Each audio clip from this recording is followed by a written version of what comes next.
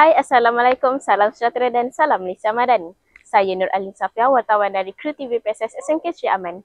Hari ini pada 27 Februari 2025, sekolah kami telah mengadakan acara merentas selesa peringkat sekolah bagi sesi 2025.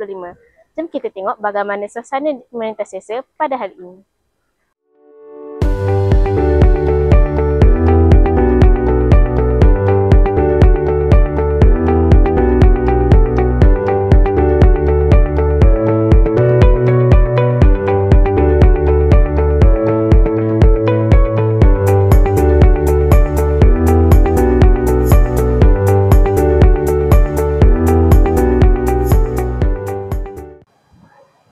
Hai, Assalamualaikum dan salam sejahtera dan salam Malaysia Madani. Saya Muhammad Adib Aiman, wartawan dari Sri Aman Channel.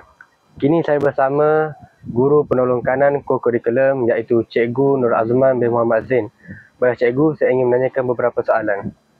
Soalan pertama, bagaimanakah acara ini membantu dalam pembangunan fizikal dan mental bagi pelajar? Okey, terima kasih. Kejohanan Markah Desa ini kita adakan khusus untuk melihat kecemerlangan pelajar dari segi pencapaian dalam acara sukan. Juga dalam acara Markah Desa ini dia boleh membantu pelajar itu sendiri untuk membentuk jati diri, sikap kesungguhan bersesuaian dengan motto sekolah kita iaitu sentiasa cemerlang. Baik, seterusnya apakah persediaan yang dilakukan oleh pihak sekolah untuk memastikan keselamatan dan kelancaran acara ini? Okey, terima kasih. Untuk memastikan keselamatan para pelajar, para atlet, semasa taklimat itu kita dah terapkan supaya sentiasa menjaga keselamatan semasa di trek larian, dan juga kita dah memastikan supaya setiap penolong pegawai dan pegawai yang bertugas di tempat-tempat tertentu itu sentiasa bersedia untuk membantu.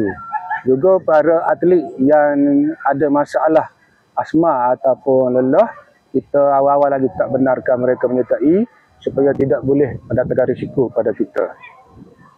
Baik, terima kasih kepada Cikgu atas kesudian wawancara ini. Sekian itu sahaja daripada saya. Assalamualaikum. Assalamualaikum warahmatullahi wabarakatuh. Begitu semangat pelajar SMK Sri Aman dalam menjalani aktiviti pada hari ini. Semoga acara merentas selesa pada tahun ini dapat memberi banyak manfaat kepada seluruh warga di SMK Sri Aman. Sekian itu sahaja daripada kami. Wabillahi taufiq wal hidayah. Assalamualaikum dan bye.